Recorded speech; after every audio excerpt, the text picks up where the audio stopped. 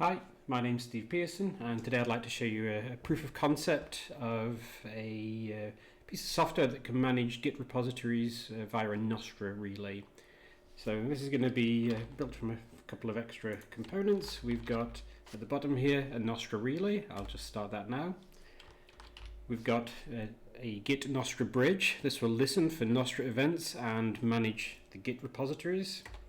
And here we've got an interactive console where we'll be entering the commands for this proof of concept.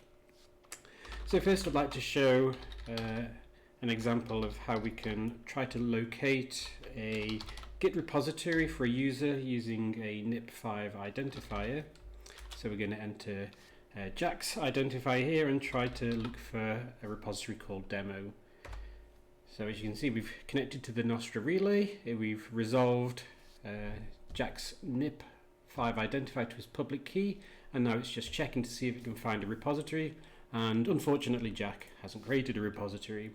I'm not able to create repositories as Jack's user, so let's do that as my user where I have my own private key. So if I change this to be my identifier and try to clone the repository, we'll see that it's resolved my identifier to a different public key. It's now checking with the Nostr relay to see if it can find a repository. And again, it can't find the repository because I haven't created one yet. So the next step is to try to create a repository. I can do that using the command repo create and the name of the repository that I'd like to create. So we need to pay attention here to the event that will be received by the Nostr relay and then interpreted by the Nostr bridge.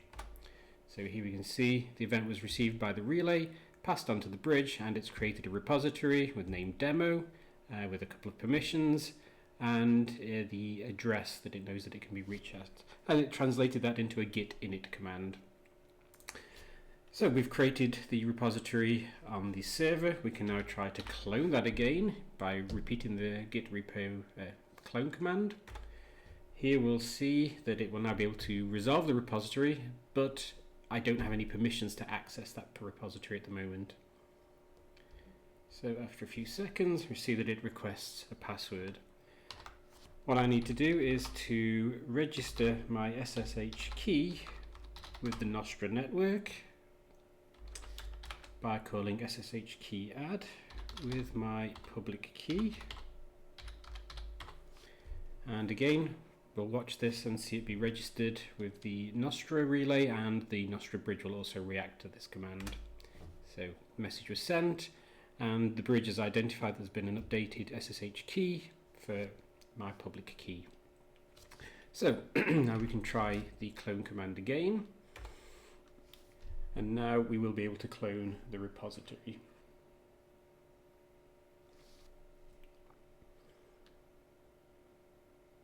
Here we can see it resolved it to a git clone, and it built the SSH login for and the repository name for the git clone, and was able to clone the repository. Now, if we step into that repository and create a create a test file.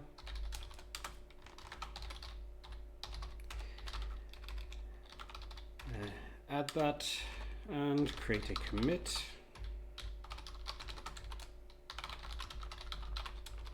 I can then try to push that to the Git repository. Here we get a permission denied because I don't have write permissions to the repository. So we can also use the tool to grant permissions to Nostr users. So I can do that by using the repo permission command, the name of the repository, the NIP5 identifier of the user that I want to change permissions for, and the permissions that I want to grant them. That was again registered with the Nostr relay, picked up by the bridge, which then now has identified that I have write permission. If we attempt the push again, the push is now successful. So here we've seen a demo of how we can create repositories, associate our identity in the Git SSH world with a Nostr identifier, and have fine-grained, have permissions for the repositories also based on the Nostr profile.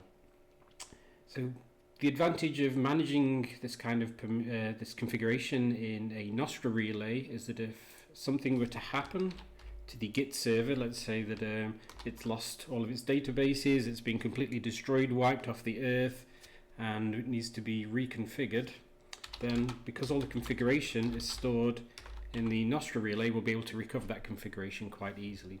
So I've got a simple reset script here which will delete the authorized keys that were created by the bridge. Here we can see the key that was generated by the ssh-key add command. Will delete all of the repositories. Here we can see the repository for my public key and the demo repository that we created. It's just a bare Git repository. And we can also take a look at the SQL database that's used to stage the events. So that's stored here, and I can just take a listing of all of the repositories, and we can see that the repository is stored in the database. So let's perform the reset and restart the bridge.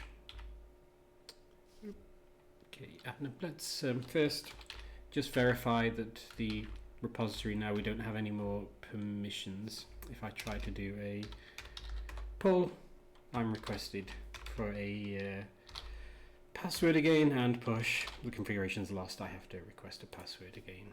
So let's restart the bridge, and we'll see that it starts to receive events from the Nostr relay. It notices that the repository needs to be created, does the git init again, notices that the permissions need to be updated, and notices that the ssh key has also been configured.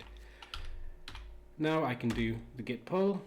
Git notices that now the Git repository is empty and there's no master branch anymore, but fortunately I have a complete copy of all of the history of my Git repository locally, so I can push that back into the server and we're back in business.